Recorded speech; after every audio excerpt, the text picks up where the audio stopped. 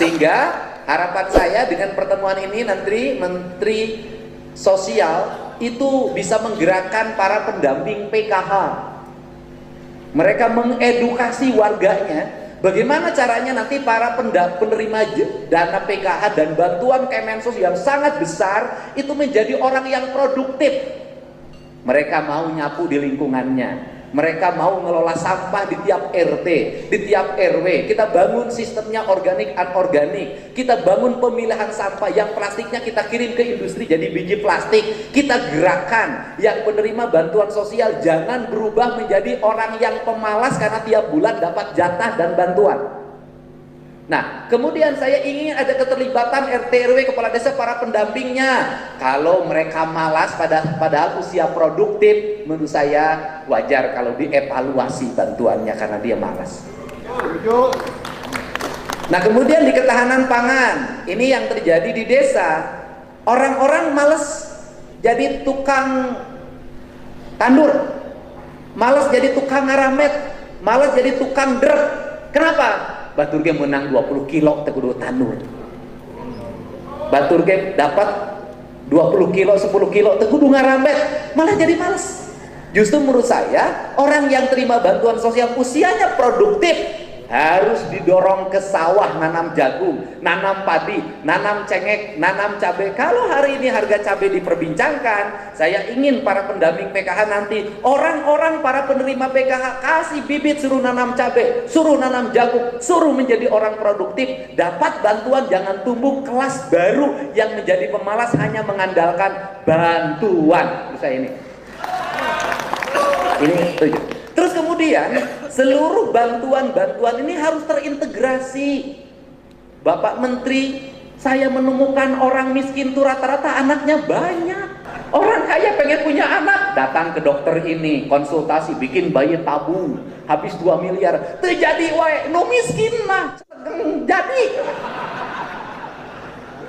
Saya pernah menemukan satu keluarga punya 22 anak, Pak. Punya 16 anak, Pak. Saya di Majalengka bertemu dengan anak-anak yang jualan kue di alun-alun. Itu pinter semuanya. Saya biasa, dari mana rumahnya, siapa orang tuanya. Akhirnya saya bertemulah dengan orang tuanya yang lagi dikontrakan. Bapaknya ada di rumah, anaknya jualan kue. Ternyata sudah punya 10. Dan ternyata ibunya lagi hamil lagi yang ke-11. Nah, ini harus diselesaikan, Pak. Bagaimana? Nanti ke depan Pak Menteri, ada 150.000 penerima jaringan listrik baru dari Pemprov. Tapi syaratnya boleh dipasang listrik tapi harus KB dulu. Anak-anaknya nanti ada yang beasiswa, boleh anaknya beasiswa tapi ibunya KB dulu. Kemudian nanti mudah-mudahan para penerima bantuan sosial yang menerimanya misalnya masih usia produktif, boleh menerima bantuan sosial tapi harus KB dulu. Nanti ada bantuan ruti laut terintegrasi provinsi dengan kabupaten kota, boleh menerima bantuan rumah tapi KB dulu. Saya selalu menuntut orang yang saya bantu KB dulu. Dan yang harus hari ini dikejar, yang KB harus laki-laki. Iya, Pak. Saya udah berhasil, Pak. Bapak bisa dilihat di tayangan saya. Kenapa? Jangan membebani reproduksi hanya perempuan. Perempuan jangan menjadi orang yang menanggung beban dari reproduksi. Sabab nubekian salakina. Ini serius. Harus laki-lakinya. Harus laki-lakinya. Ini harus laki-laki. Kenapa? Kalau perempuannya seringkali nanti banyak problem. Nanti ada misalnya minum pil KB-nya lupa beda jeung pilkada. Hari pilkada itu kan jadi dulu baru lupa. Kalau pil KB lupa ya baru jadi. Ini harus terintegrasi, Pak. Dan nanti harus berbasiskan data kependudukan. Sehingga di data kependudukan itu, saya ingin di data kependudukan itu sudah tercantum orang itu KB atau tidak. Untuk apa?